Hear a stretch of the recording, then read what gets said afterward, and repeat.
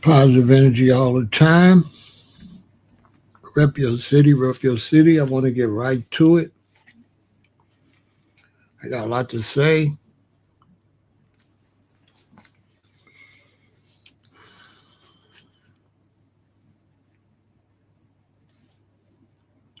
And the first thing I want to say before I get to the conversation, the first thing I want to say is that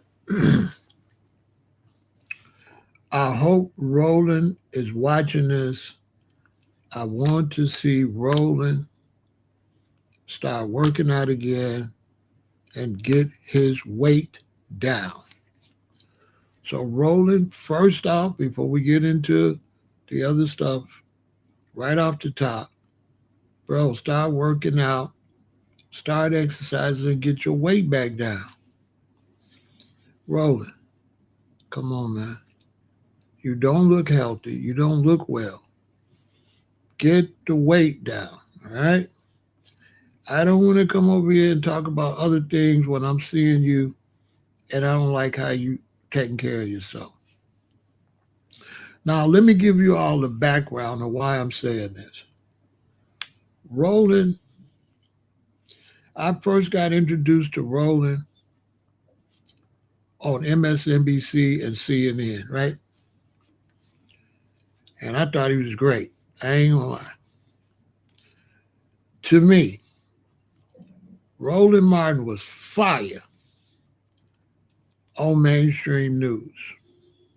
To me. To me, Roland Martin is 100% a newsman. One of the best. Seriously. He has the voice. He reads well. He speaks well. He can catch your attention. That's how I got introduced to Roland on the news. And when he would come on CNN or MSNBC, I wouldn't take my eye off of him. I wouldn't take my ear off of him. He was fire. Fire. And then they stopped dealing with him. That's when he went to TV One, I think. What is it, right? Is that the one? That's when he went to cable. And I watched that faithfully. I watched him on TV One all the time. And he's a great newsman, for sure. And this is kind of what I'm talking about because I'd like him to go back to that role. That's what I think is best for his career, and that's what he's best at. He's good at what he's doing now, don't get me wrong. And what he's doing now, he's right here. I ain't gonna, but with the news, as a professional newsman, he way up here. For real. And so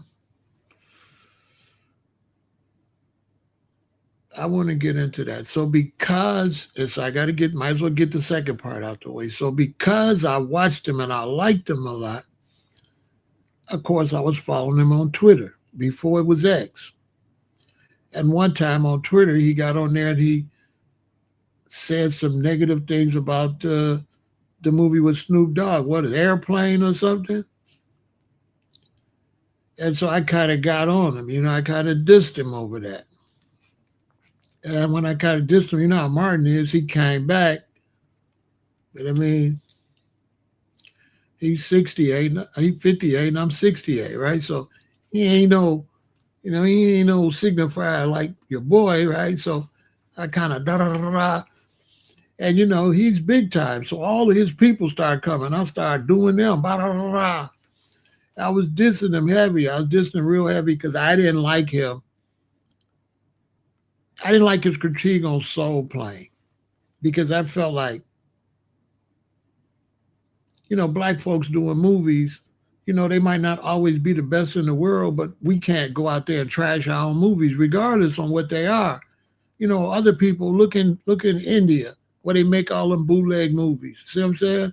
Look, anywhere you go, they got good movies. They got movies not though. White America's got how many movies are not that great? So I didn't like that. So he blocked me, right? Because we was going back and forth. I was dissing him and all that. But That's still my man. That's little stuff. You know what I'm saying? That's little stuff. So I don't dislike him, right? So the reason I'm talking about this, I was chilling. I had did a live. I was chilling, and I had somebody send me a clip from him and said, "Look at this." So I went and looked at the clip, and he was saying all kind of stuff about FBA, and he mentioned ADOS, he mentioned B1, but it was all in a negative kind of way, which, I mean, everybody's got their opinion, right? So he's got a right to his opinion. But my problem with it, and so I'm only talking from my point of view, I'm not even talking from the point of view of the person that sent it to me. So then he was saying F words. He was on there cussing. And regardless that he was saying stuff about FBA and ADOS and all that, that ain't what bothered me. But the cursing and the F-bombs and stuff, man, I was real disappointed, man. Because he totally was out of character. He was totally out of character. Right? I mean, you know, that's your personal stuff. That ain't got nothing to do with what I'm saying. So you probably need to go wherever y'all do that at, because you ain't even wait to know what I'm finna talk about before you started. So you kind of immature, right? Right? Because his name is Roland Martin and your name is a fake name. So Roland Martin is better than you because he's on social media with his real name, and your name is Ghost Reader. You see what I'm saying? So be quiet, all right? Be quiet. So y'all listen to what I'm saying. So Roland is a great newsman, right? Great. But ever since MSNBC and CNN kind of didn't do him right, then he went to TV1, then he had to go do his own thing. So he's doing what he's doing now. But I don't like what he's doing now because I feel like he should have stayed a newsman, right? He should have stayed a newsman, to me. I'm not here to tear the brother down. I'm here to give him some advice if he watched that, and to teach y'all something about how you got to look at things sometimes. So even though he was saying all this crazy stuff about FBA and ADOS, and he was kind of talking down on it, to me that was secondary to the fact that he had lowered his standard. Me watching him lower his standard was what disturbed me. I didn't like it. I said, come on, Roland. Nobody else didn't feel like that. Nobody didn't feel like, come on, Roland. What is you doing? That's how I felt. I was like, what is you doing? What are you doing? Why is you cursing like that and all of that? You a newsman. You're a television professional. You're a professional, bro. You're not a street dude. You know what I'm saying? That's what bothered me. I'm different. I'm different. The fact that he was saying all that crazy stuff about FBA and all that, that was secondary. But the way he was acting is what bothered me. And the way he was acting with the curse words and all that is the same energy, the reason he was talking down on FBA and ADOS and all of that. He was totally off his square.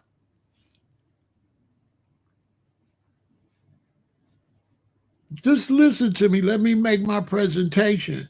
Don't be a person that jump and start making comments before you even know what direction I'm going in. Show some intelligence. Listen and see what direction I'm going in. Right? This man, right, was on MSNBC, CNN, his own news program on BET. Bro, what is you doing?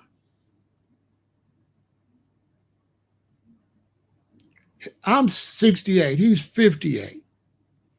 Right? I'm a regular dude, like, but he's a news professional to me. I'm just showing you how I was disappointed. Because in my world, this the news dude. You know what I'm saying? I looked up to Roland as as a black news dude, right? Because it's not easy to tell the news. It's not easy to have good diction, good pronunciation, and get up there and tell the news like that. You got to study to do that. Am I right or am I wrong?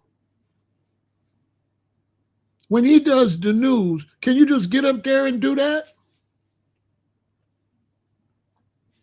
I got a thing here where I'm doing this to news, and I'm sloppy compared to him. I don't read like that. I'm not dropping the news like that. Right? So I'm looking at a brother that potential could have really went up with the news. Could have stayed a professional news dude. He could have just stayed like that. He still could have had his channel. He still could have did interviews. But when he's doing interviews, he shouldn't be in the argument. He's the news guy. You're not going to see Walter Cronkite get in an argument.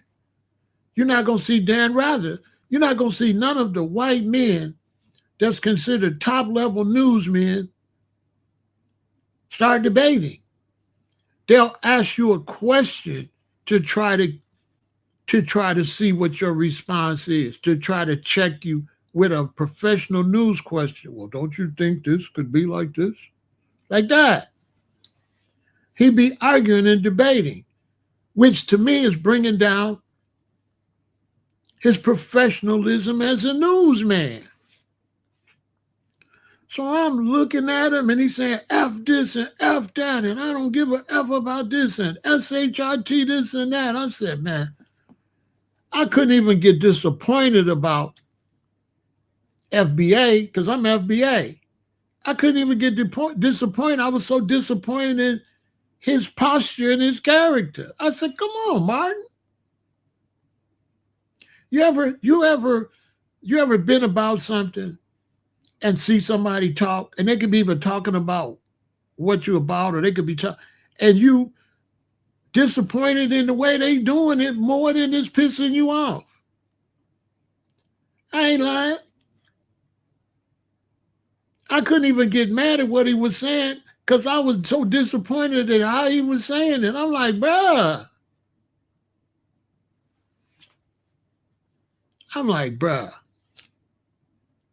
What is you doing? He just shooting his credibility down. Come on, man. So I'm looking at him, and it's the same man always talk about college and universities, and bro, you up there dropping F-bombs and stuff, basically on TV, because I'm looking at him like, bro, you should be treating your social media like TV. Am I right or am I wrong? His YouTube should be a news channel. He should be the person he was on CNN and MSNBC on his YouTube. He should be a newsman where he's got panels and they're discussing stuff, but he just asked the questions. He shouldn't be in the debates. If you're Roland Martin and it's your show and you bring these people on to discuss, this is them discussing. This is you up here. He's not supposed to go down there where they at. Is it me? If he's the newsman, ain't this supposed to be him and this supposed to be the guest? He's not supposed to be down here arguing with, debating with the guest. He's supposed to be like the anchor. Is it? You ever seen a presidential debate? Then there's the person that asks the questions. That's Roland.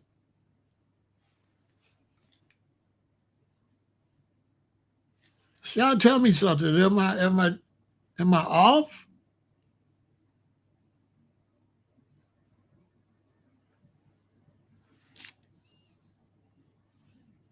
What y'all think? I need to get some feedback from the chat. Am I making any kind of sense, or anybody understand what I'm saying?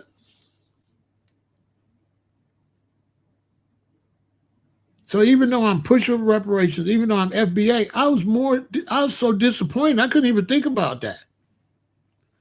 I couldn't even think about what he was saying about FBA and ADOS and B1. I couldn't even think about that. I was so disappointed in his behavior. I'm like, bruh.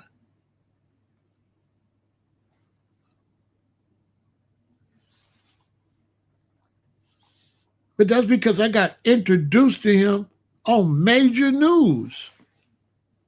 So that's how I looked at him. I looked at him like Ed Gordon on 60 Minutes. You know what I'm saying? That's how I looked at him. You know, because I'm born in 1958. So every time we got a newsman, that was a big deal. We had to cherish our newsman when we get one. We didn't have no black newsmen. We didn't have no black newswomen. And so when we get somebody like Martin, I'm figuring he's coming into the steps of Ed Gordon and all of them. That's how I was looking at him. He used to be on CNN and MSNBC standing strong against them other people on there.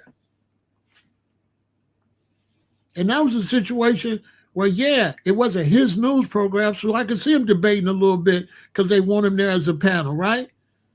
But once he stepped up and got on TV One and went from there and got his own social media, I feel like his social media should have been his CNN. That should be his MSNBC. That should be his Fox News. His YouTube need to be like a news channel, like a real news channel. He should not be debating. This is him, and then guest is there.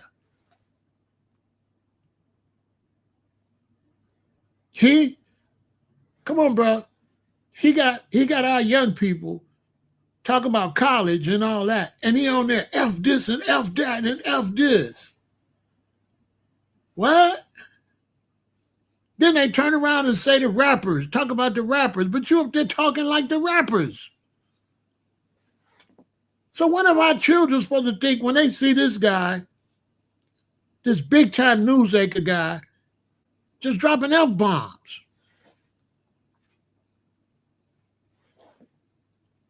This what we doing? Totally unprofessional. Totally. Man, he need to go back and look at that. Somebody sent it to me. They sent it to me because they was pissed at what he was saying about FBA.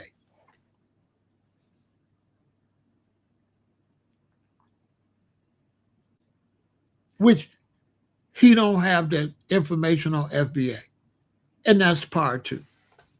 He's supposed to be the man with the knowledge and the information. He's not supposed to get up there and report the faults of FBA. He's supposed to get up there and tell people what FBA really is and what FBA really is supposed to be. And so if he see people from FBA, right, on Twitter or X or whatever, arguing with Africans, that he knows that's not what FBA represent. So why don't he go on there and tell people the truth, what FBA really is, instead of the faults of some people in FBA? Then he was generalizing, and FBA's this and FBA's that. Bro, you a newsman. You know there's no such thing as FBAs. You know individuals that claim FBA are not FBAs. You're the newsman. You know better. So he's the one supposed to go in there and say foundational Black Americans is that because they're trying to trace back so far. That's irrelevant. I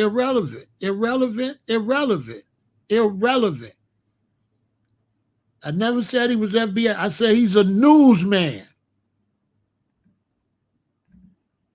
Let me delete that. He's a newsman. No matter if he's FBA or not, as a newsman, he's supposed to interview FBA. He's supposed to have Tariq Nasheed on his news program, asking him questions, getting the facts about FBA. He's supposed to have Yvette Carnell on the show. Is it me? Am I tripping? He's supposed to have them on there and let them explain what it is. Because what he said it is not. He took individuals that's saying FBA and he generalized FBA. He didn't teach nobody nothing. FBA is foundational Black Americans, which means you're the ones was here from the 1800s. That's all. That's what that means. That you were the blacks that been here. That's what it means. He didn't teach any of that. So if you're Roland Martin and you're the newsman, and then there's FBAs on the internet arguing, you're supposed to be the one to say, hey, that's not what it is, what y'all see them doing. That's not it. This is lineage. Am I wrong?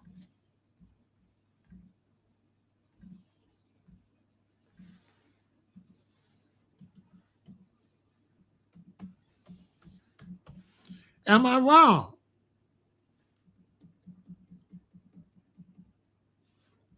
If he's a newsman, it shouldn't matter if he's FBA or not. He's a newsman. Okay, listen. If he's a newsman, he can't interview Chinese? He got to be Chinese? Isn't his job is to explain what everybody is? He's not supposed to pick a side. You're the newsman. Listen, is he supposed to pick a side? No. He's always supposed to be up here.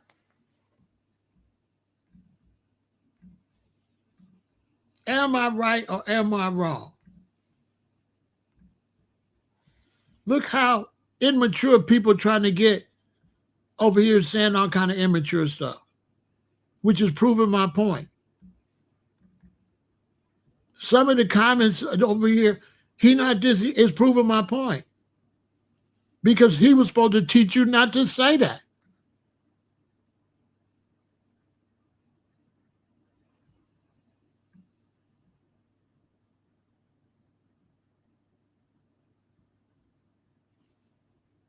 He's the one supposed to be teaching everybody what to say.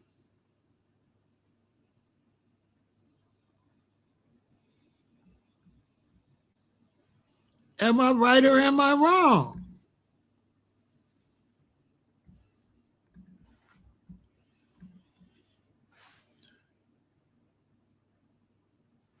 He shouldn't have no opinions. You're the newsman. He's supposed to come on there. Okay, I'm rolling right now. I come on and I'll say, y'all heard about, I want to talk about foundational Black Americans. And then I'm going to talk about delineating. And then I'm going to tell my audience, delineate. Delineate. Describe or portray something precisely. And I'm going to say foundational Black Americans are delineating. They're describing and portraying themselves precisely on which blacks they are. Okay? That's no different than being a Black immigrant. That is describing what Black you are. If you're a Black immigrant, we're all Black, but we're not all Black immigrants. So we're still different up under the Black umbrella. So he's supposed to be teaching young people what delineation is, what foundational Black American is, history on reparations, why we should get reparations, what was taken from us, what is owed to it. That's what he's supposed to be teaching. He not supposed to be over there. FBA just and saying the wrong information. You the newsman. There's no such thing as FBAs. Foundational Black Americans is not a group.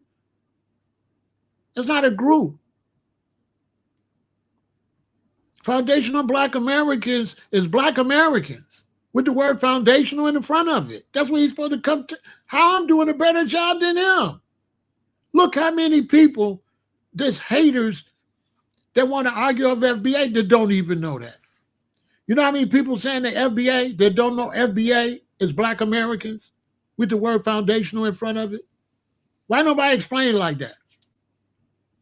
Why nobody explain that it's foundational what?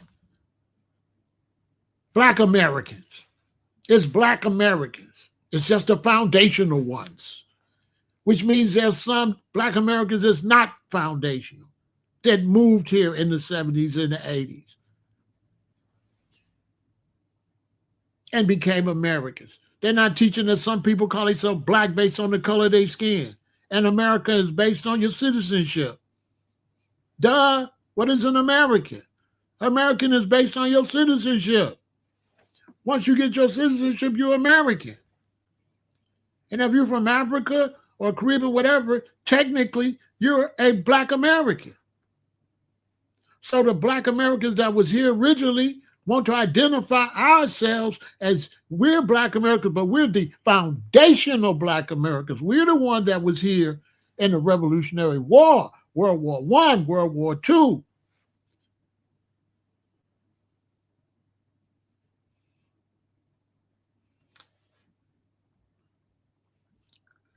See? Immaturity. Immaturity. Immaturity. Immaturity. When you delineate, you lose some status too. It's a bit divide and conquer. No. Delineate means how you lose something. When delineate means to describe or portray precisely. See? Roland's supposed to teach you how you lose something when you describe yourself precisely.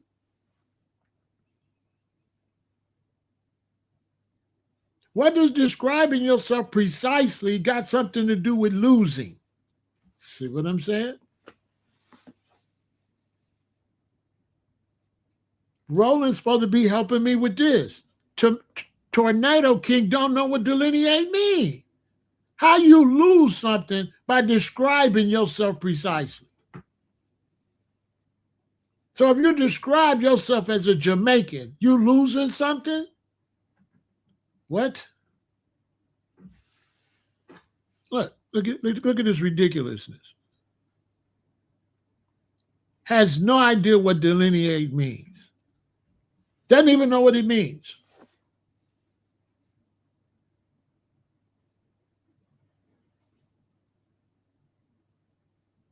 Foundational describes how long your family been here. How do you lose something from describing how long your family been here? Like heritage white Americans. Heritage white Americans are describing that they're the Americans that been here the whole time.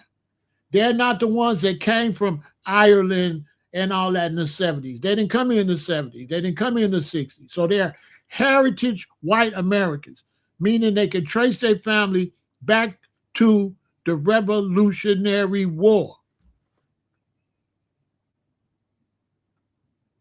They have delineated to separate themselves from whites that came later. Now, it's not a Tornado's fault he don't know that. Ain't nobody teaching. Am I lying, Tornado? You're supposed to know that, ain't you? Tornado, you're supposed to know that. Right? Right? Think about it. Why you don't know that? See? Because nobody doing their job to tell you what it even means.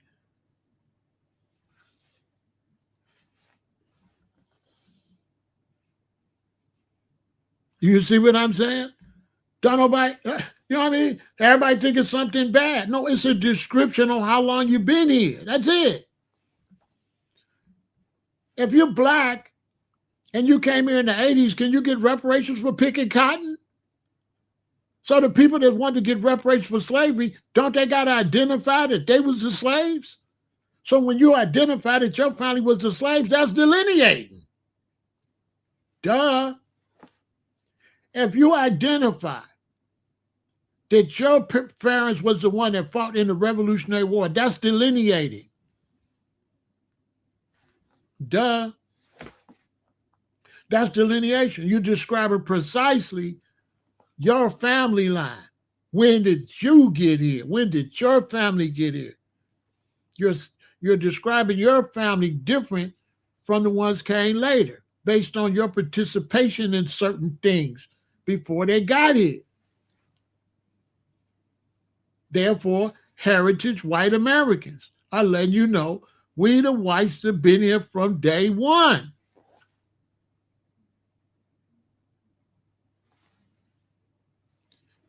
It's Roland's job to teach that.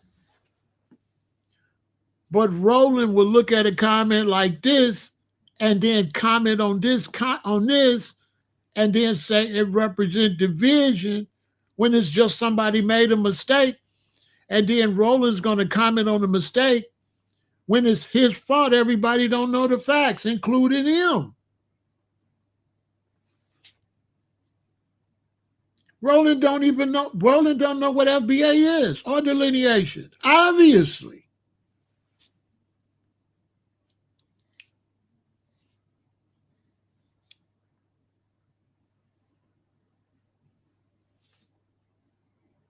So if a bunch of people get on the internet, start calling people tethers, they call them FBAs. No, they're their own people. How they represent FBAs? They represent themselves. And so if a black man go out here and do a crazy crime, he represent the blacks? No, he represent himself. So they go find people that's saying all the wrong thing about FBA and misbehaving as FBA and call them FBAs.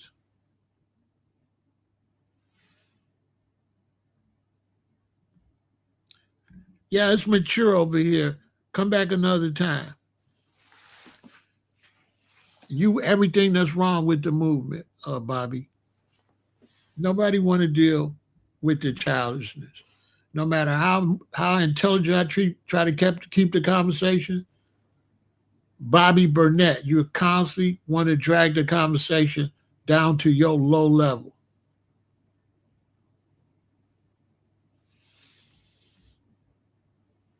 Yeah, you don't know what we're talking about either, so you can watch, but you can't talk over here, okay? You can watch. You can watch, but you can't talk. If you don't understand, you can watch, but you can't type over here. You gotta know. You gotta know what you're talking about. If you're coming with just division and weirdo stuff, and you don't have the intelligence to listen to the conversation and ride with the conversation, you can watch, but you can't put no input over here. You just keep your confused ideology and what you're pushing and keep it to yourself. Because when you start saying how many of us it is, ain't got nothing to do with reparations. Reparations for those that owe reparations, and then there's those that don't. It's not a head count. It's a count on who actually picked the cotton, who actually was the slave. If you can't understand that, this is my conversation and this is you. Stay down there, right? Stay down on the low level. Because Brazil ain't got nothing to do with reparations in Black America, picking cotton in America, redlining in America, housing discrimination in America. Nothing. So this conversation, Keymore, is over your head. Here's the conversation, and here's you. And since you're down there, shh, stay quiet.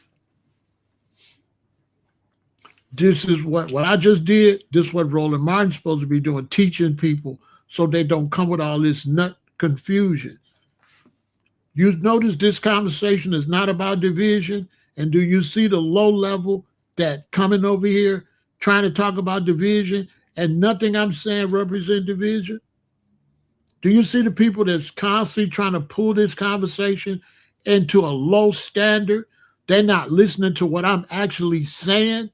They're coming with their emotions to put their twisted emotion and their beef and their frustration and their misguidedness into the conversation.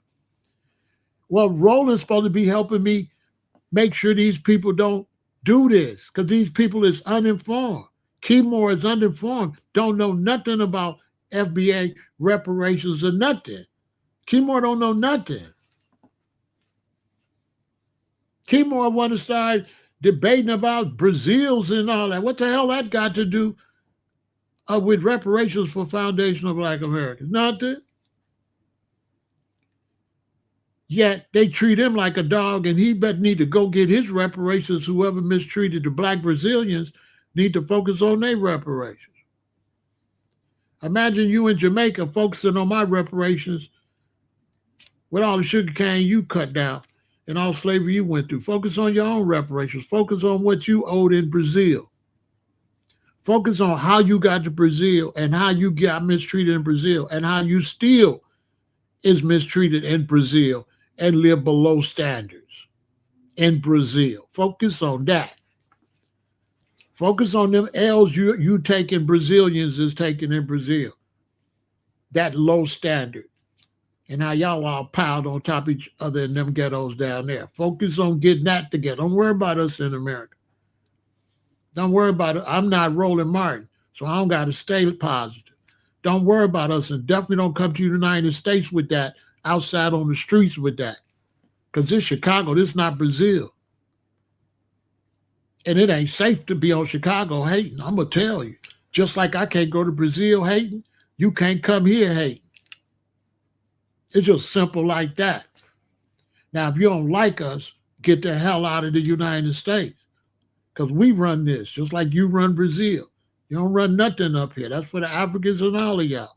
Stay in y'all place and respect the turf. Each Black person need to respect the other Black person's turf. Stop going into other Black person's turf being disrespectful. Don't go leave Brazil and go to Ghana and be disrespectful in Ghana to the Ghanaians.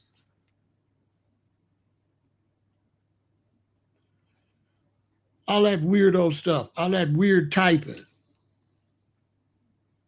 all that weird hating typing. When the reality is, you got to go to bed, shut up, and you got to go to work and get your money and pay this high rent and pay this high transportation and live under this economical slavery. So I don't know how you got so much time to try to argue about something when you are economic slave. Focus on that. That's what you focus on. That's for all y'all. Focus on how you got to go to work like a slave and give all your money for electricity, gas, housing. Yeah, focus on that part. No, you want to focus on the other Blacks. You don't want to focus on the Babylon system that control all of y'all. That's a whole nother video. But you're not coming over here with the clown stuff, okay?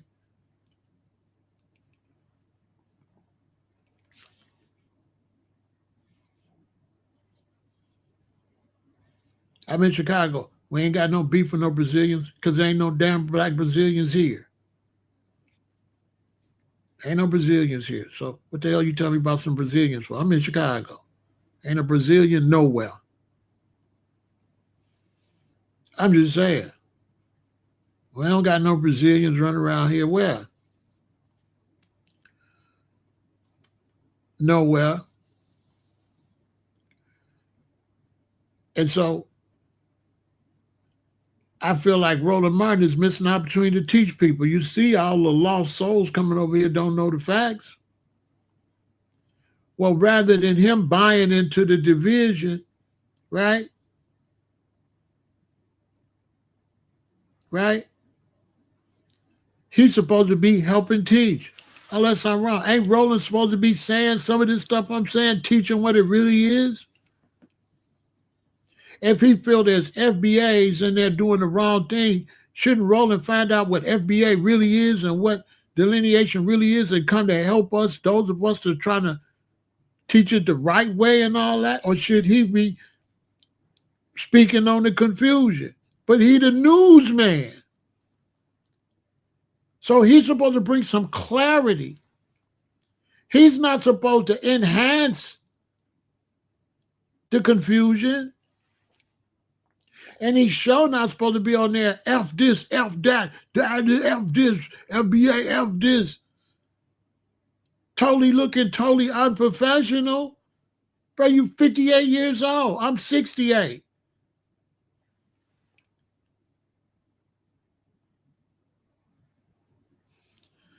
Right? There's a lot of people don't know. People don't understand FBA, delineation, all this is new.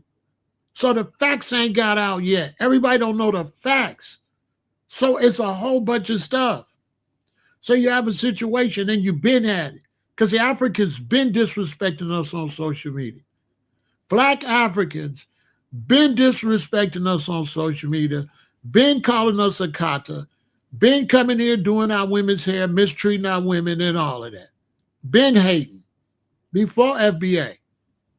Jamaicans came all the way up here to call us Yankees at their reggae show.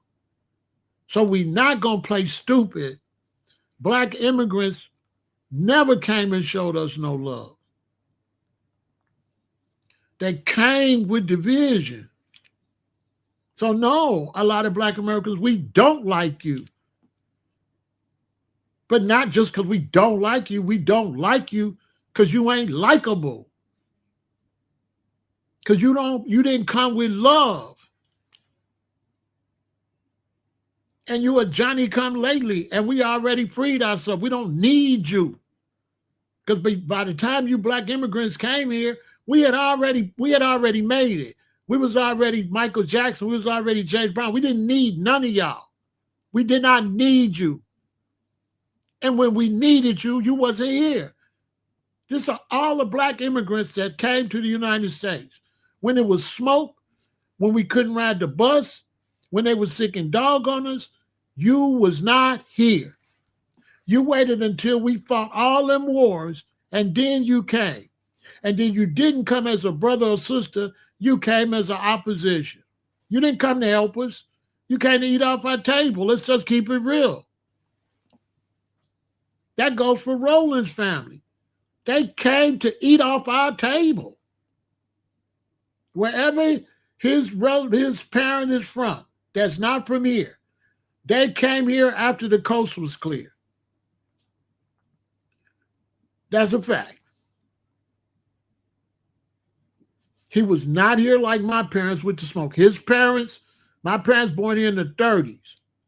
He was not, his relatives was not here for that smoke. That's for you Jamaicans, Brazilians, whatever. Y'all wasn't here in the down south in Alabama in the 30s. So y'all need to shut up, to be honest with you, because you came after all the drama. And we had made it easy for you to come here. We the ones made it easy for Blacks to come here.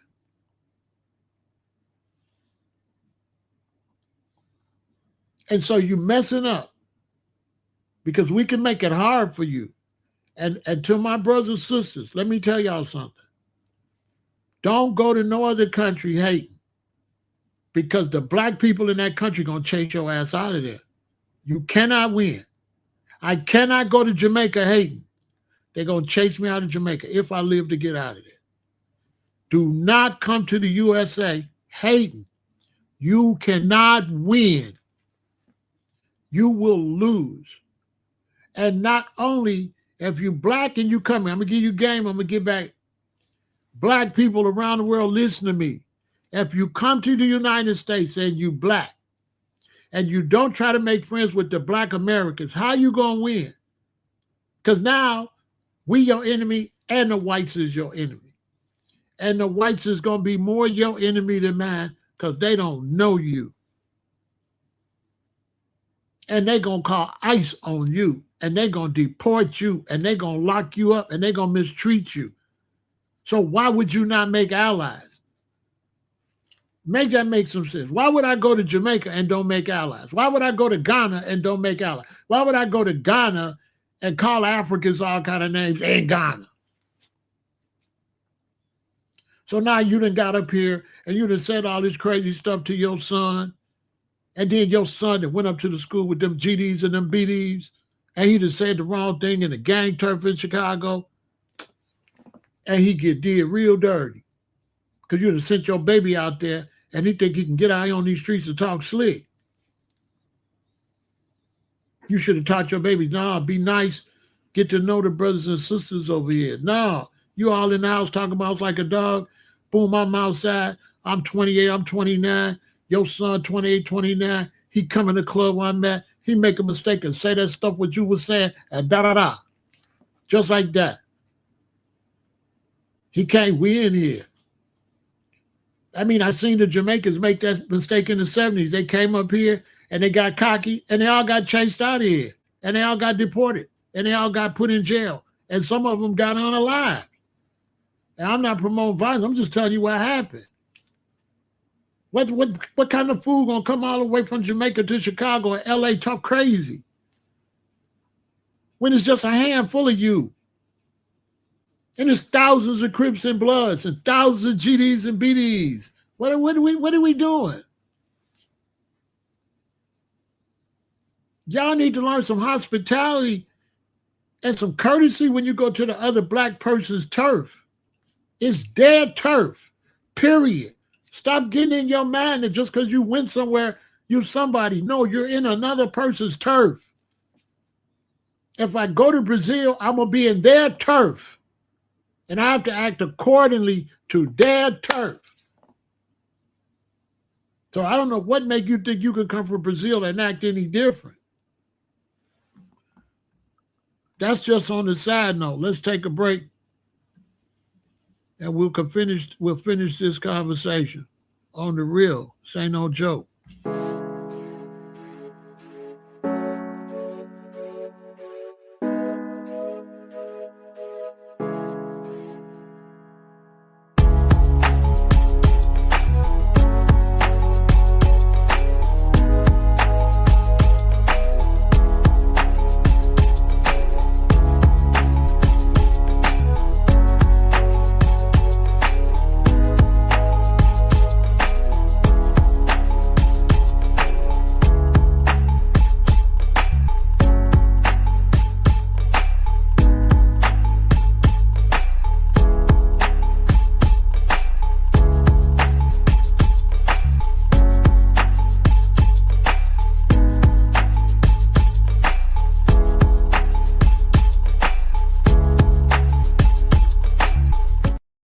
What you black brothers and sisters got to understand is this.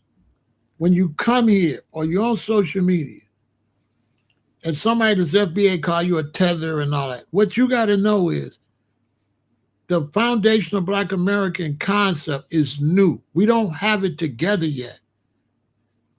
Our own people don't know what it is. So you can't let people that's misrepresenting it affect you. The concept of foundational Black Americans and the concept of delineating is new. So you can't come here and see people that's misrepresenting it or that's using it for tribal war. That's not what it is. So you can't let people that's misusing it define it because they don't know what it is. Foundational Black American delineation is not about getting on the internet, beefing with no Africans or nobody. That's not what that is.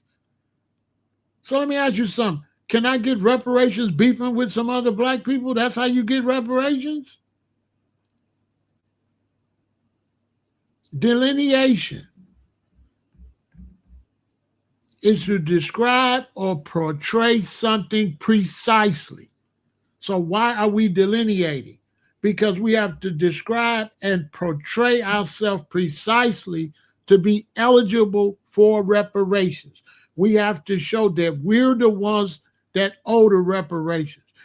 If a man got a business and he had people picking cotton and he didn't pay them, can you go there and get money from him pay if you can't prove you worked there? All right. Proving that you worked there is what? Delineation. You're describing yourself precisely that I used to work here.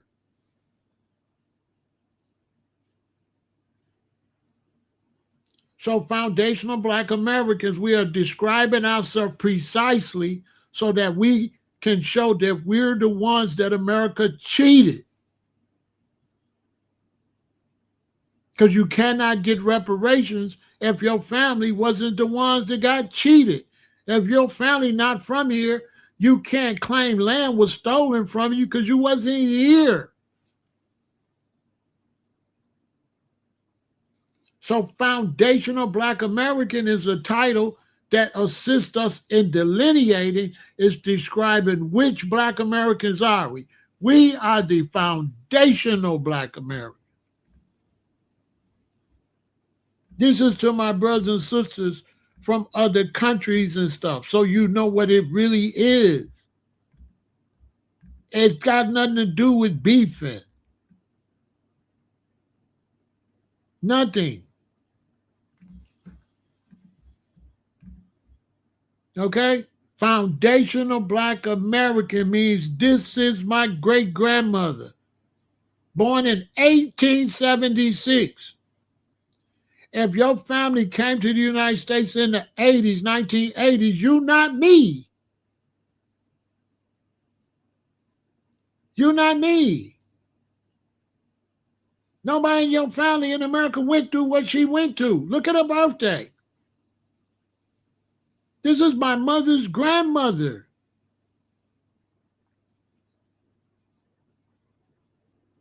Delineation is saying, I'm her.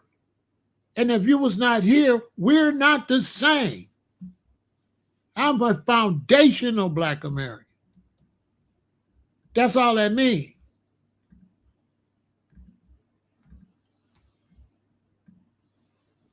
I'm a foundational Black American. That's what it means.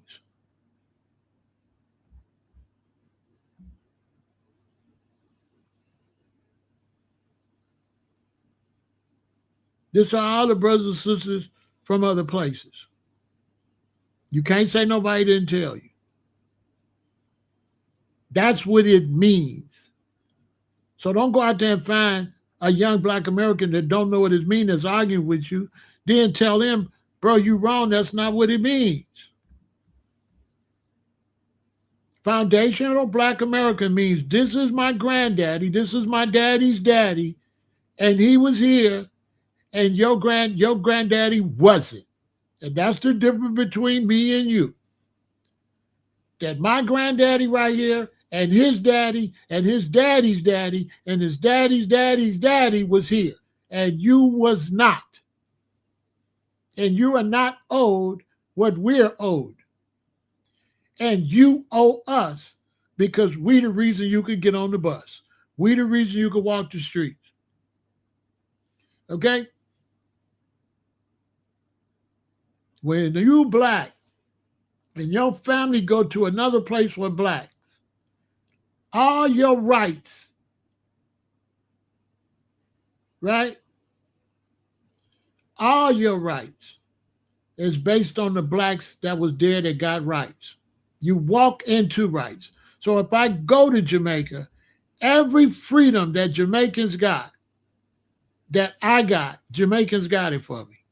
Any freedom I get in Jamaica, Jamaicans got that for me. Any freedom I get in Africa, Africans got that for me. If I go to Ghana, any freedoms I got, the Ghanaians got that. If you come to the United States, you can ride on the bus.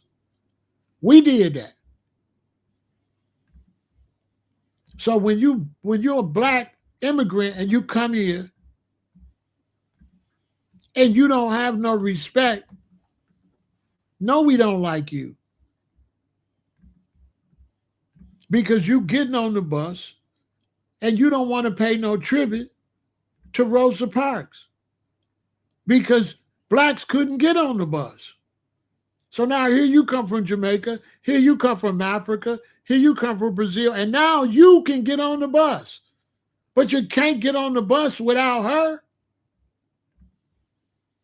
And you don't want to pay homage to the person, the reason that you can get on the bus.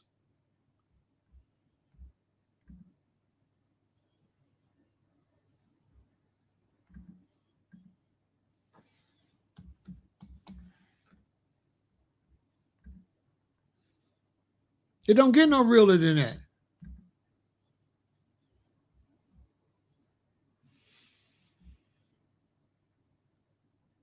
It don't get no realer than that.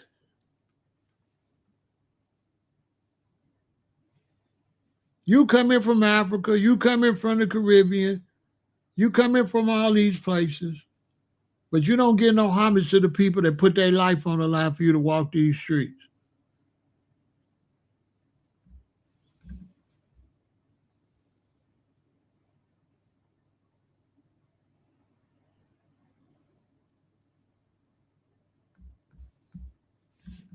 You don't know.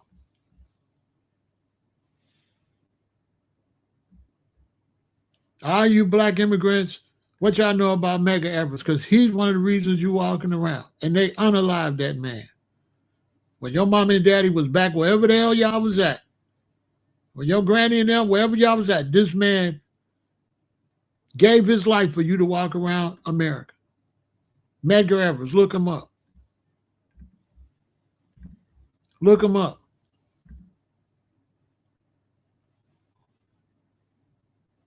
Look him up.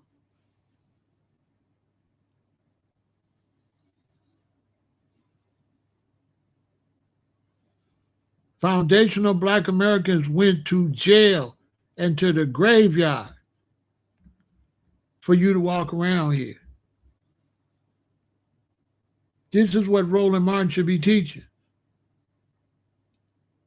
MLK went to jail many times and was unalive for you to come from Africa and walk around here. Point blank, period. Just like if I go to South Africa and go to the beach, how can I go to South Africa and go to the beach and don't respect Winnie Mandela? If without Winnie Mandela, I can't go to the beach, right? So how can I go and poke my chest out in South Africa when the South Africans is the reason I can even walk around South Africa? Because the South Africans couldn't even walk around South Africa. This is why you blacks from different places, you need to respect each other because people paying the dues for you to go to where they from. All of us pay dues where we from. Am I lying? Have not every black person in this world family paid dues for black people to walk around in every part of this world? Because we were discriminated against all over the world. You couldn't go to the beach and say whites only in South Africa. This is where the respect got to come from. Now, why ain't my problem with Roland is I need him to help me with this.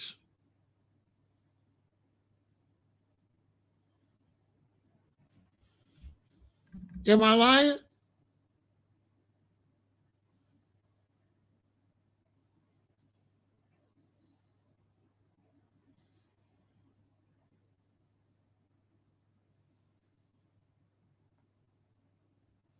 I need him to help me.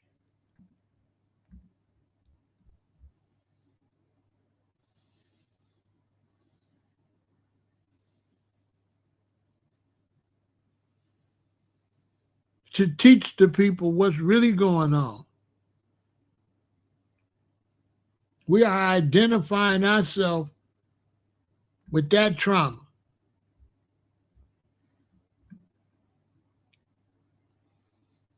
We are identifying ourselves with people that boycotted the bus for 1 year before you got here from Africa, before you got here from Jamaica. These people walked to work. for a year in order for you to come from some other place and get on the bus, get in a cab, get an Uber. This is the bus boycott. Let that sink in. So when you come from Africa and you doing all this stuff and you don't want to pay homage to the people who put their life on the line, you foul. You don't deserve to be here. You don't deserve to be here. You can't go nowhere and not respect the people that put their life on the line for you to walk around where they at. Y'all get that through your head. When you go to another black people's turf, you got to respect the price they pay. You got to respect the price that people pay. Now, black immigrants don't know none of this. They just coming over here thinking it's sweet. But we lost some of our great people for you to walk around here. Now, we take that real serious when you come over here. That's real serious. So for Roland Martin to be screaming about FBA, showing that he don't even know what FBA is and not doing this work I'm doing, all I'm saying to Roland is, Roland, help me with this here. Get the message out here what FBA really is. FBA is Dr. Martin Luther King Jr., a foundational Black American. He not from Brazil. He not from Jamaica. He not from Haiti. He from here. And if Roland's, any of his parents is immigrants, this the man they owe. If he got any immigrant family, he owed this man. They owe this man. Because without this man, they would not have been able to come here and do nothing. And that's the difference. If Roland Martin is not FBA, that's the difference between me and him. Because my mom and daddy from Alabama. My mom and daddy's mamas and daddies is from Alabama. My mamas and daddy's mamas and daddy's mamas and daddies is from Alabama. We woke up like this and we paved the way for Roland's family that's not from here. We paved the way for you to come here. And as a young Rasta, I had to really put a lot of Jamaican Rastas put themselves in bad situations because they got too Jamaican. But you can only get so Jamaican on 79th Street, bro. You need to look around. You see where you at? Because when we talk and we in the hood and you talk with your accent and I talk, who you think the block gonna move with? They're not gonna move with you. So how you gonna come over here with your chest poked out when it's my block?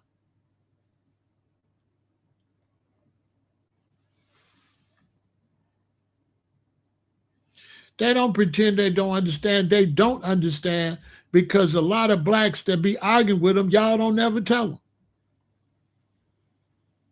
The younger black Americans don't teach no history and don't stand on no history. A lot of younger people that's calling themselves FBA don't know a damn thing. You know I'm going to keep it real. A lot of young black American men, 40s on down, don't know nothing. They hollering FBA, but when you be around them, they ain't standing on no culture. They don't never talk about no culture. They don't never talk about no history. They kids don't know nothing. They don't never, boy, listen, this big Pharaoh. You know a lot of y'all brothers talking FBA don't know nothing, don't be standing on nothing. I'm in Chicago. I lived in LA. Ain't no black culture out there. So y'all don't start that. Don't go there. Because out there when you go outside the street, black men don't know nothing. Kids don't know nothing. The youth don't know nothing. The penitentiary's full and the jails is full. So you couldn't know nothing. or the jails wouldn't be full. The graveyards wouldn't be full. You wouldn't have no poo or no shiesty if you knew something. So this big Pharaoh in Chicago. So we're not going to pretend that Black Americans know a damn thing. Black American young men don't know nothing. Outside on I be outside. They don't know nothing. So how you going to teach Black immigrants when you don't know nothing? You just hear reparations and you start stunting. Start pretending you standing on history. Ain't standing on nothing. You got more foundational Black Americans willing to beef with other Blacks than they willing to push for reparations. That's a fact. You can go right now and you can find a whole bunch of FBAs that want to beef with Africans and very few standing on reparations. Facts. Facts. 98% of the ones that's beefing don't say nothing about reparations. All they do is argue without. That's a fact. The argue with African movement is bigger than the reparations. Tell me I'm lying there. Which one is more popular? Beefing on the internet with Africans or pushing against white people for reparations? Which one we beefing with? Are we beefing with white America that owe us a lot of money? Are we beefing with Africans that don't owe us nothing? Is Africans beefing with whites that's in Africa taking everything they got? Africa, they taking everything you got, and you bring your ass all the way over here and start beefing with me. But back in Africa, you a punk. You don't own none of your natural resources. None. That's why you ran out of Africa. So how crazy you look, got to run out of your motherland and come and brag you from the motherland you had to run out of. I'm straightening all y'all out. Black people all over the world. Y'all got to get y'all self together. Because it ain't a Black place, no way you live, where you standing on nothing. So all that going around, this Black beefing with that Black, and all y'all suck. Everywhere y'all from, y'all don't run nothing. You look crazy. I had a dude come over and start talking about Brazil. Brazil raggedy as hell, bro. Shut up. What do you mean Brazil? Brazil is a dump. And it's dirty. And it broke.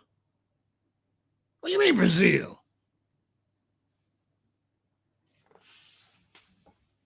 Why you ain't in Brazil on YouTube in Brazil? Why are you talking to me here in Chicago? Go talk to somebody in Brazil. What's my point? What I'm doing, this is what I need Roland to be doing. This what Roland need to be helping us doing. Roland need to be, he ain't supposed to be going off like I'm going off, but Roland's supposed to be teaching the information, right? He's supposed to be teaching Black immigrants, hey, when you come here, Black Americans, this. Black Americans, when they come here, this. That's what he's supposed to be doing. He not supposed to be, Roland ain't supposed to be in there saying F words and FBA and Roland don't even know what FBA is, obviously. If I watch Roland every day, I will never hear the word reparations. I never hear the word reparations out that man's mouth. He has no big conversation about reparations. None. All this conversation is Biden, Trump, the Democrats, Biden, Trump, Harris, the election, the Democrats, Republicans, reparations, nothing. Nothing. Roland, when it comes to reparations, he don't say nothing. But yet, he want to run his mouth about FBA and all that, and he ain't helping us get no reparations. He ain't standing on reparations. So, yeah, a lot of Black Americans don't like him, because if we see you over here and you ain't trying to help us get reparations, but you're trying to holler and scream over FBA, we think you a fraud. You a fraud. You're a fraud. because you ain't standing on reparations. So what you talking about?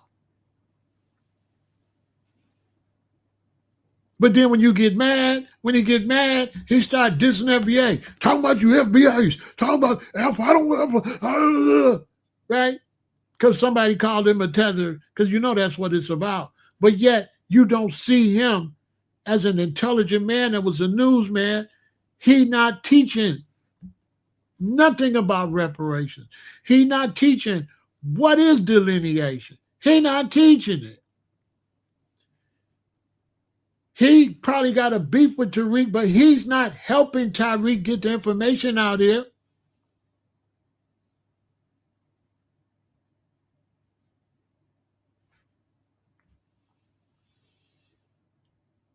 The problem with Africans is Africans been hating from the 50s and the 60s when they had to see Aretha Franklin and James Brown, and we was bigger in Africa than they were.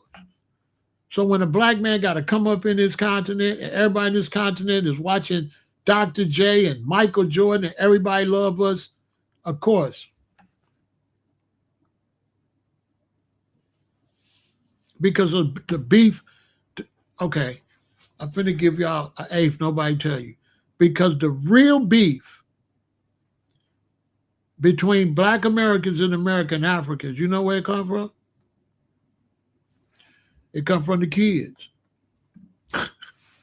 In fact, the real beef between Jamaicans and Africans and black Americans is from the public school system. That's a fact. That's 70% of the problem, public school system.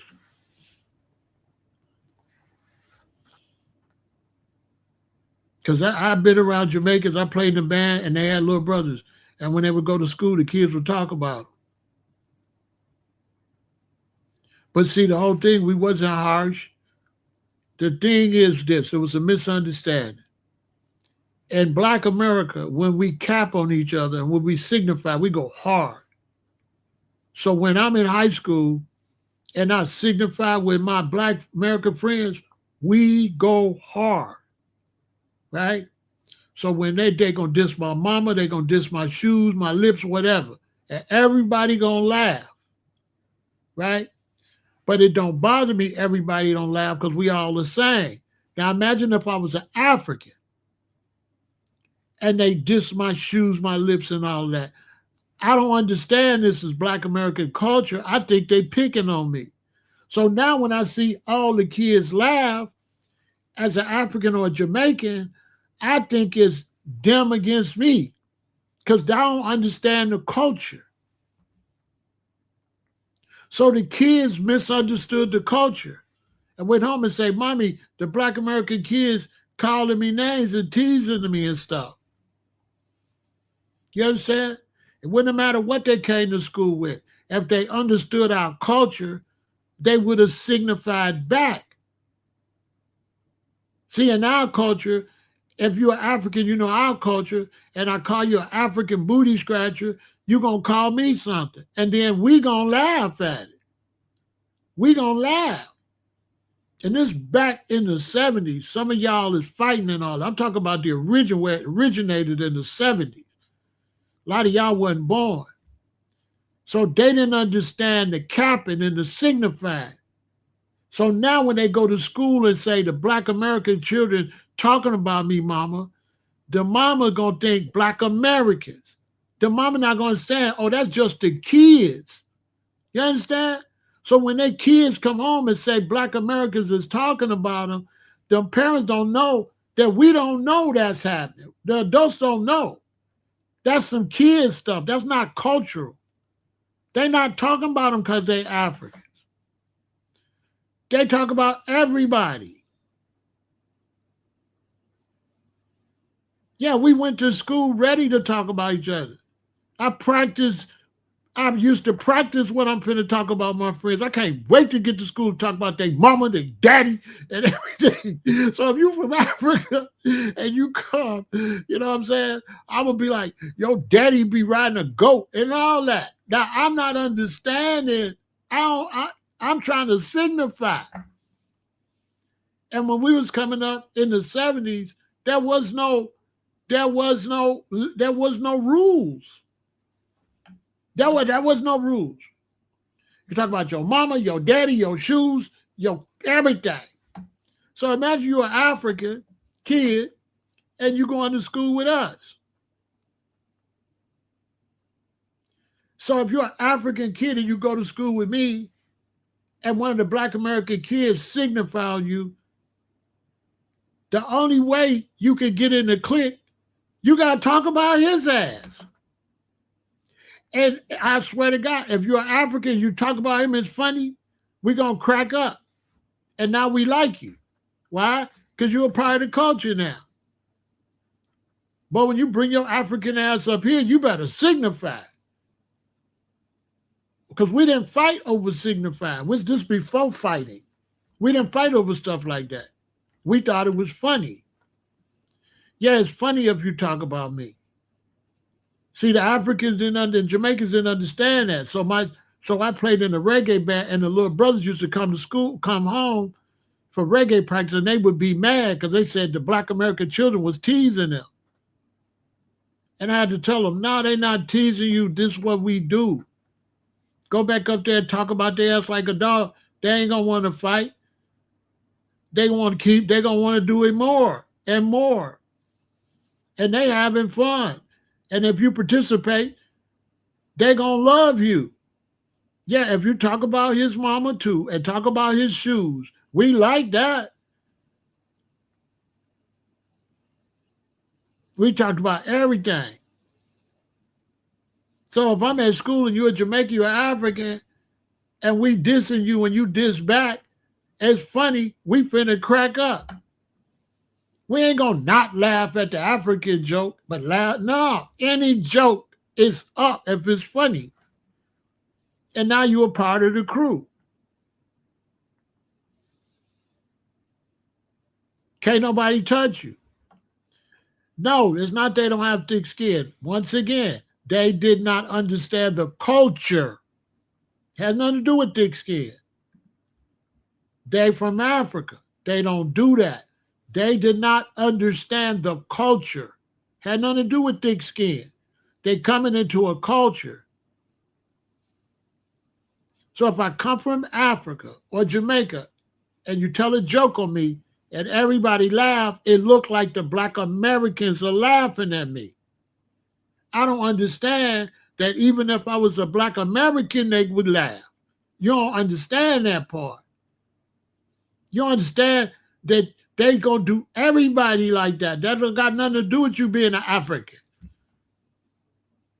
That's the part they don't understand.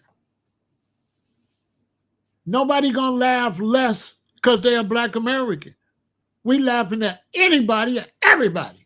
You know what I'm saying? But we don't know, we kids. So we don't know we hurting your feelings. We doing what we do every day. But you don't know the culture, so your feelings is hurt. So it's a misunderstanding. So now the kids go home to the African parents that just started coming here in the 70s and Jamaican parents and tell them that the Black American kids is mistreating them. So the parents began to have a dislike for Black Americans. What I'm telling you, nobody gonna tell you. That's why this big Pharaoh, I'm giving you knowledge that nobody will tell you. Because like Tyreek is 10 years younger than me, so they wasn't doing that. What I'm telling you is a specific time period, and it happened to be the exact time period when the immigrants started coming here. The immigrants came in the 70s.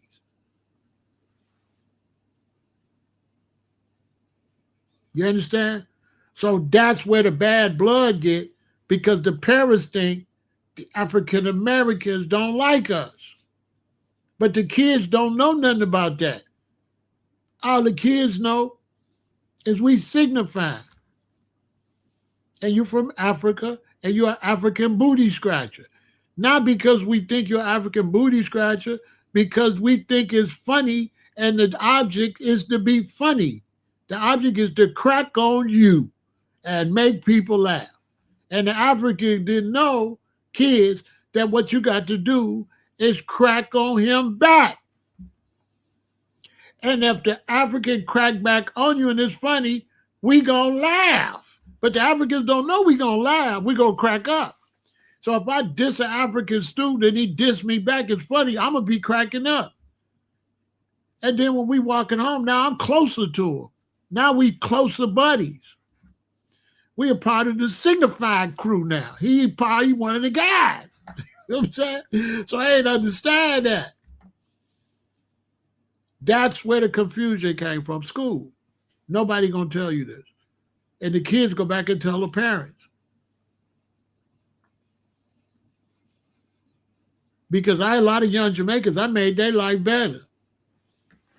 Because they would come to bad practice. The younger brothers would say that. And I would say, talk about his mama too. And they say, I could do that. Yeah. And the parents say, for real, you could do that? Yeah, you got to talk about him. And they went and did it.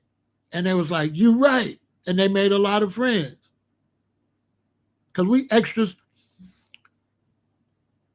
coming up in the 70s, friendship was based off of going too far. The farther you went, the closer you was. Yeah, we call it signifying. And we used to go in the office and find your mama's name. And once they find your mama's name, it's up.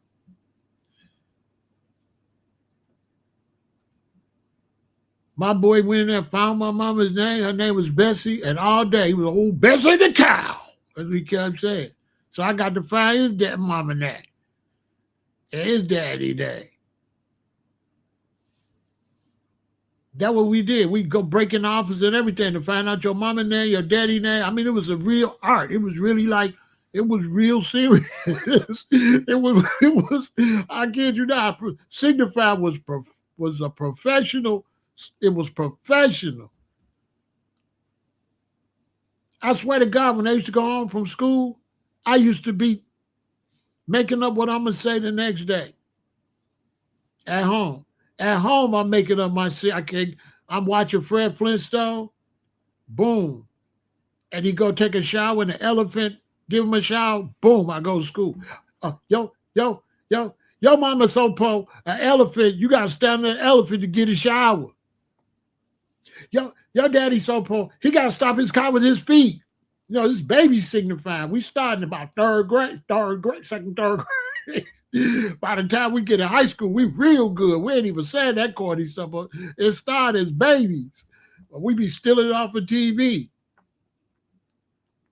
Yeah, and you look out the window at the school, you know, and with your ice cream truck head.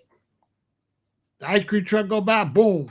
With your ice cream truck head. Your mama the good human man. And, you know, it was corny, but what not if you're in the second, third grade, it's hilarious.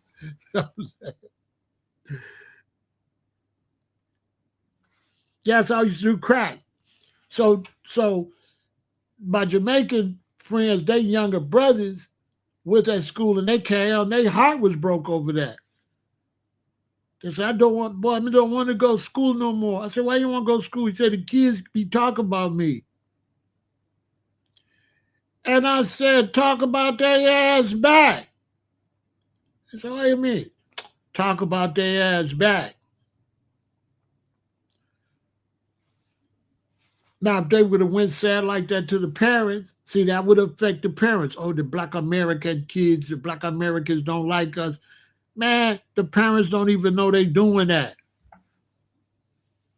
And that's one mistake that Black immigrants made. The adults don't go introduce themselves to Black Americans. They don't come to the church. That's where the division at. When the Africans and Caribbeans came here, first thing they should have went is to the Baptist church, to the Methodist church. They should have went to the Black American functions. They shouldn't have stayed separated like that. They should have went and got into the culture. We wouldn't have had none of these problems.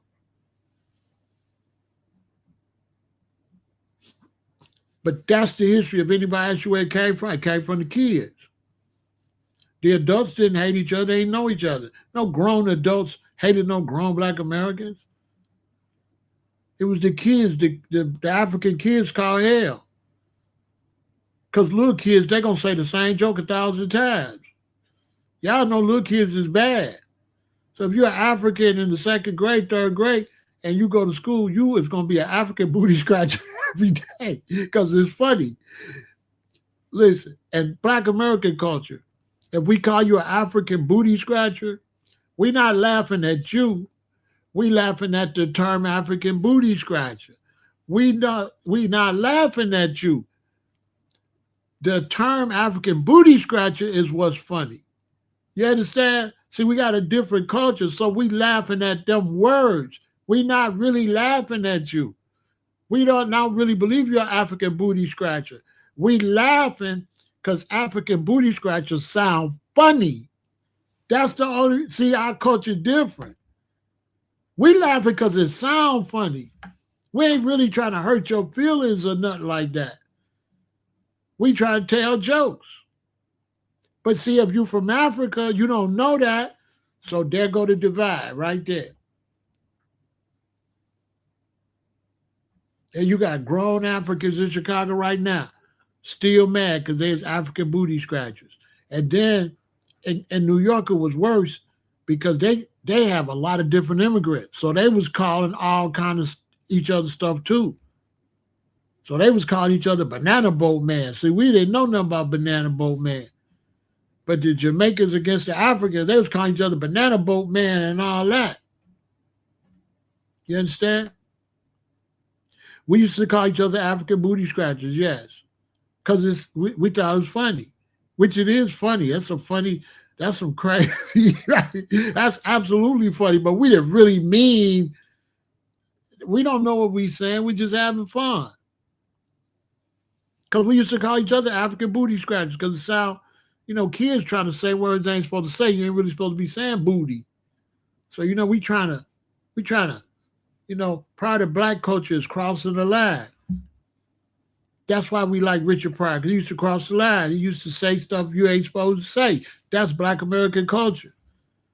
You got to say stuff, black American culture, you got to say stuff you ain't supposed to say. If you don't say what you ain't supposed to say, it ain't funny. It's only funny to us when you ain't supposed to say it. To us, that's hilarious. Okay? It's hilarious. You understand? So there was really no real beef because we didn't even really live around each other like that, except places like New York. Places like Chicago, LA, and stuff like that, ain't no whole bunch of Africans in the 70s around you like that. But the word get out to the parents, and then that's where those black Americans, they call us African booty. No, we don't call y'all African booty scratcher. We called your son an African booty scratcher, lady. The kids' jokes. We would never call no grown African no African booty scratcher because signifying was age restricted. You know what I'm saying? If you're in the second grade, you dissing second graders. That don't apply to adults. So when we growing up in school, calling an adult an African booty scratcher wouldn't even be funny. That's not funny.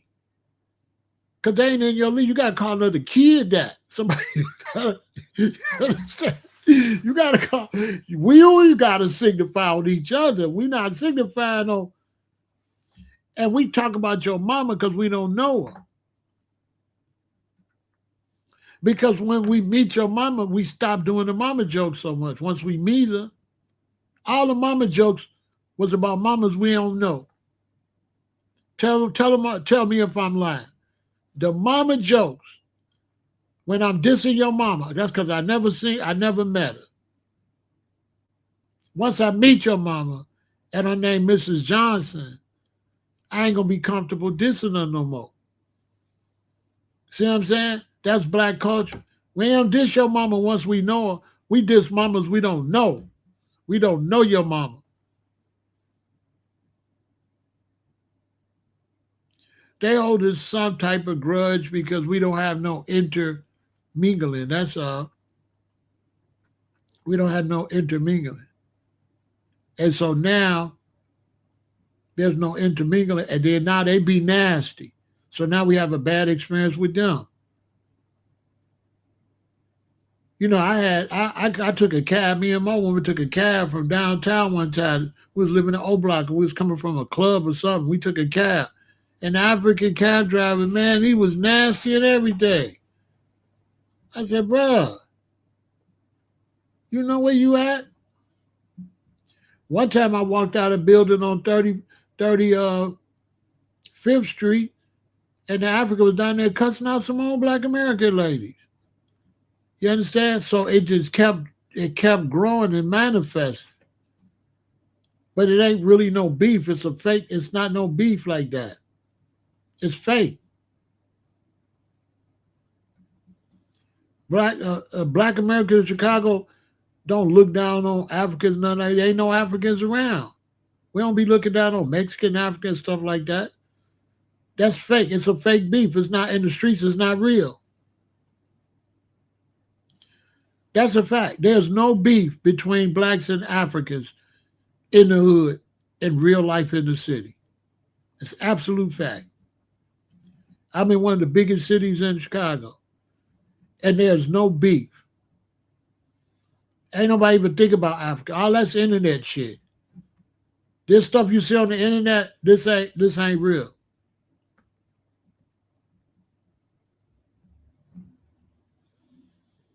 If you go around black Americans, you go around Africans, the only one gonna feel the way is the Africans. Black Americans is not thinking about no Africans.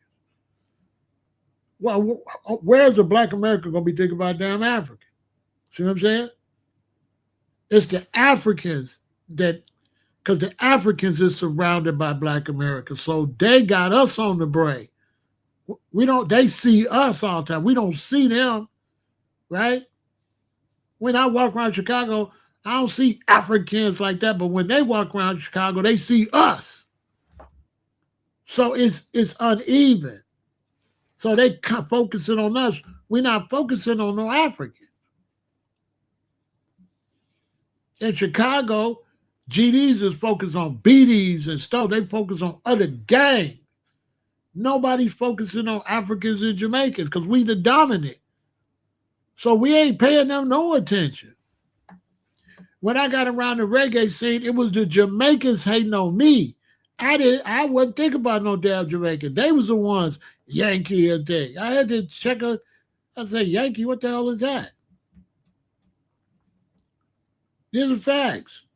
They was the ones concentrating on us. Nobody was concentrating on no damn Jamaicans, hating on no Jamaicans. How? It's not no Jamaicans nowhere around. We the ones around. We the big numbers. We around everybody. Everybody's not around us.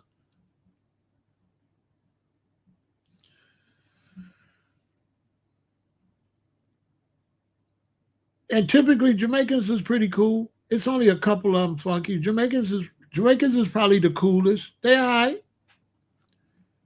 Jamaicans is all right. Some Ghanaians are right. The Nigerians is the ones. Oh my God, the Nigerians, the Ethiopians, the East Africans, them the ones stuck up. The Jamaicans, here in Chicago, the Jamaicans, we got a black beach where all the black folks be. And guess what the beach the Jamaicans go to? That one. The Jamaicans, they like being wherever we at in Chicago, wherever we at, that's where the Jamaicans is at. So we got a good relationship here with Jamaicans.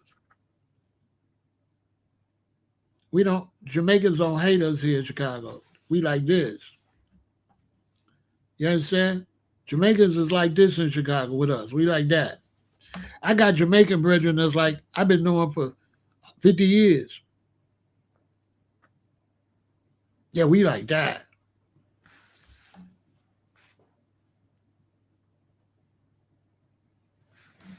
And Africans is a little uncomfortable. Belizeans all right, but it ain't a whole lot of them. See, so I don't know. They ain't got no jerk chickens. Jerk chicken spots everywhere. Bongo Beach is full of Jamaicans. There might be a couple Belizeans with them, but you wouldn't know. You think they Jamaican. You know what I'm saying? But there's no beef. There's no beef between Black Americans and Jamaicans. when I was in the reggae scene, there was only every now and then there was a Jamaican that would look at you as a Yankee. Other than that, a lot of the Rastas, they was Pan African, so they was like, "Yes, my brother." They was into that type. They was into pro black.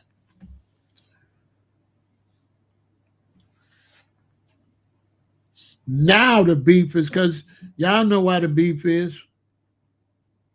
Put it in the chat. Why Africans and Black Americans is beefing? Put it in the chat.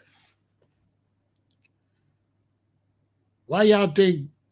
Because we beefing now. And guess why Black Americans and Africans is beefing?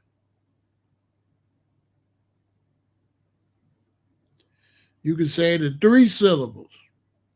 The internet. The internet. 4 syllables. Yeah, the internet. The internet create beef. Because internet, people don't know how to act on the internet. People don't know how to act on the internet is making a lot of beefs. The internet making beefs with the Jamaicans, beef with the Africans, and blacks beefing with blacks. Everybody beefing with everybody on the internet. The internet is where you don't know how to act. And you say a bunch of stuff you ain't got no business saying on the internet. And it's only a few of them. They cool. They cool. I had a whole posse of Belizean brethren.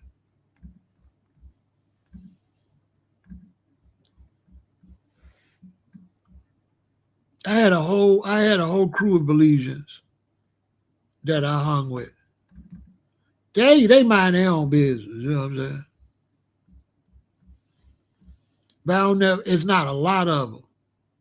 You know what I'm saying? But I had a whole crew of Belizeans.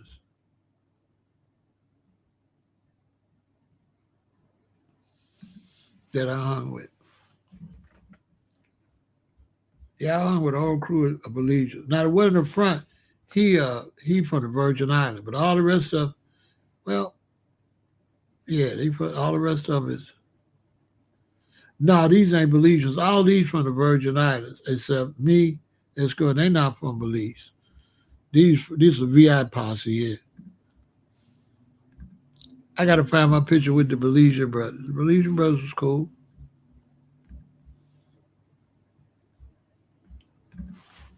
But ain't no real beef between different blacks. That's the internet. That's all internet. That's all internet. And then when you go to Africa, it's in Africa too, because when you go to somebody's country, they practice a lot of tribalism. Right? But I'm finna end this. The point I'm trying to make is I feel like Roland Martin, he missed an opportunity because he could be teaching about reparations and FBA and ADOS. That's what I feel. I feel like he should be trying to find stuff to pick with that. Somebody of his stature, he should be finding the good points about it. And he should be teaching people what it's supposed to be. Because a lot of times what's supposed to be positive. And then what it be sometimes be negative. So ADOS is supposed to be this, but it'll be that. FBA is supposed to be this, but it'll be that. So I feel that people should teach what it's supposed to be, not the faults of it. Because the faults don't represent what it's supposed to be. So if you talk about the faults, you spreading the faults, you're making it worse. Spread what it's supposed to be so more people get on page of what it's supposed to be. Roland is spreading the faults, but not what it's supposed to be. And he's supposed to know better because he know FBA is new. It's a new concept. So help it grow.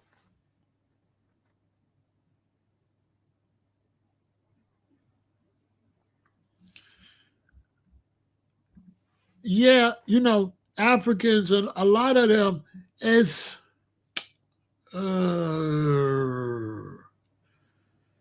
is jealousy because they don't want to be us, but they want our position. They want our position, but they don't want to be us. They just want our position sometimes. They feel competitive. They feel like competing all the time. But my point back to Roland is I would like Roland to teach the perfect side of it, what it's supposed to be, instead of the faults within it. Because what FBA is supposed to be and what delineation is supposed to be is all positive. But when he harp on the faults and he harp on the ignorant people that's on the internet beefing, he making people think that's what it is, right? So if somebody say they FBA and they on X and they beefing with Africa, and you highlight that, you making them think, right, that that's what it's supposed to be, right? When really it's not. And right, Roland is Haitian. So what do that mean? It means that FBAs that don't really know, right? This is what it means. It mean that foundational Black Americans that don't really know what delineation is, what they gonna do? They gonna disrespect Roland because he Asian. See what I'm saying? They gonna put a bad taste in his mouth. You know I know. Because a lot of people that's claiming FBA is going around here saying the wrong thing to brothers and sisters it's not, and giving them the impression like it's some gang stuff. Because in our community, people that call themselves FBA don't even know what the hell it means. And y'all know on that line. Y'all know that probably 70% of people saying FBA don't know what it is. Y'all know that. So then they saying something and then they jumping into it. They not jumping into it like we innocent. We not innocent in that beef. Because we got Black people that think FBA is calling people tethers all day. Y'all know I'm not lying. There's people that think being FBA is pointing out who's a tether. Am I lying? Am I lying? Is there not FBA that think that's into calling people tethers but ain't into reparations? Am I lying? There's FBA that's more into beefing with immigrants than they are about reparations. Reparations take a back seat. Am I lying? Listen, with the foundational Black Americans on the internet, what do they do the most? Push reparations or push tethers? Put it in the chat. Let me see who's honest. What's pushed the most? Reparations from white American corporations or tethers? What's talked about the most? Put it in the chat. Because it's supposed to be reparations. It's supposed to be what is talked about the most? What are they having the most fun with? Tethers. When it comes to reparations, they ain't saying shit. Am I lying?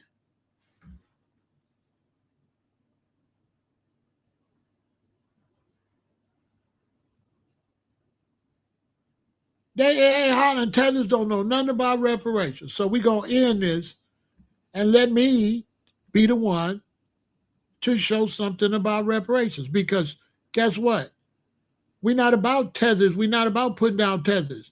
We're about getting our money from these corporations, all right? Watch this. Don't leave till it ends.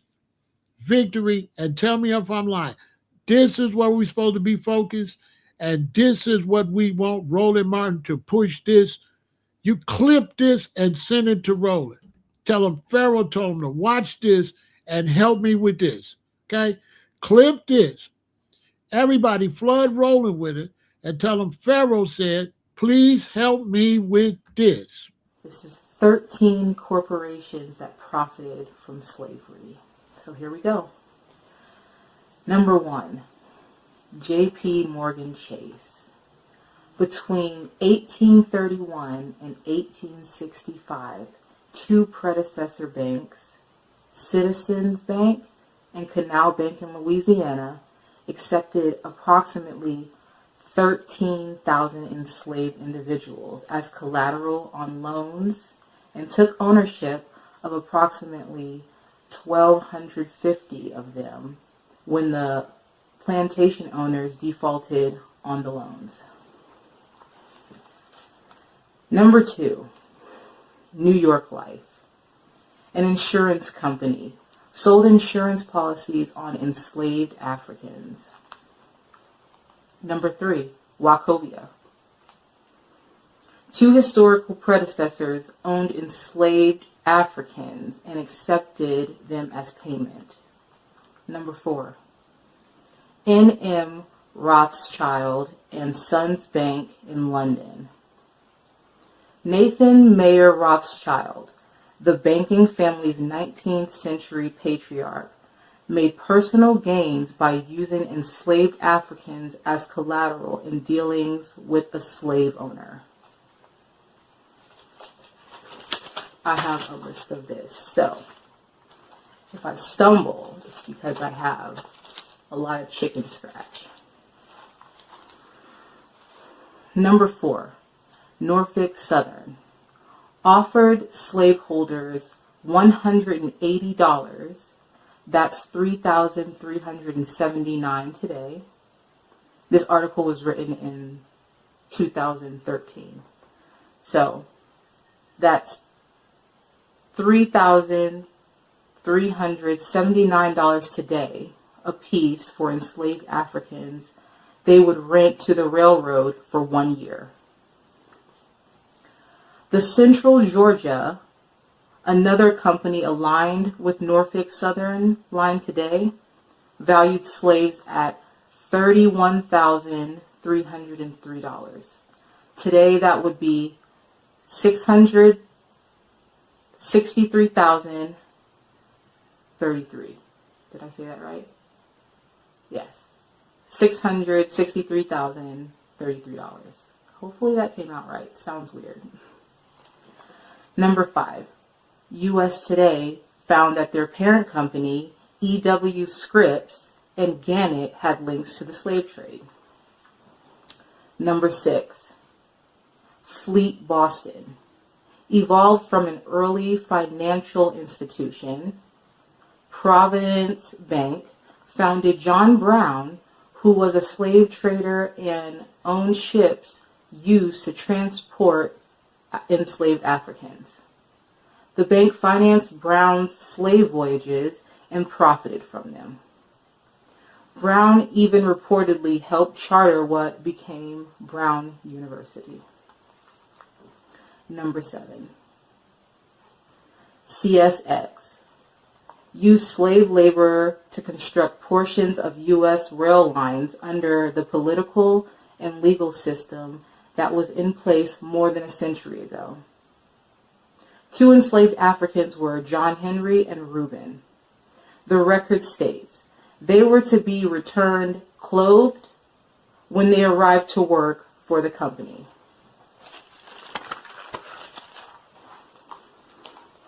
Number 8. Canadian National Railway Company. The Mobile and Ohio, now part of Canadian National, valued their slaves lost to the war and emancipation at $199,691 on record. That amount is currently worth $2.2 million. Whew. Number 9. Brown Brothers Harriman, the oldest and largest private investment bank, founded 1818, owned hundreds of enslaved Africans and financed the cotton economy by lending millions to Southern planters, merchants, and cotton brokers. Number 10. Brooks Brothers, high-end suit retailer, got their start selling slave clothes to various slave traders in the 1800s. They got their start by selling slave clothes. Number 11, Barclays. British multinational banking and financial services company headquartered in London has now conceded that companies brought over the years may have been involved in the slave trade. Number 12, Lehman Brothers. This business empire started in the slave trade. Quote from Joe Pelizzotto. This is a sad part of our history or our heritage. We're deeply apologetic. It was a terrible thing. There's no one sitting in the United States in the year 2005, hopefully, who would ever in a million years defend the practice. 13. Aetna. Aetna? Aetna. U.S. largest health insurer, apologized for selling policies in the 1850s that reimbursed slave owners for financial losses when the enslaved Africans they owned died. Aetna has long acknowledged that for several years shortly after its founding in 1853, that the company may have insured the lives of slaves. A few other people or a few other corporations, companies that profited from slavery: Princeton, Harvard Law School, Tiffany & Co., Bank of America, Yale University, and Wells Fargo.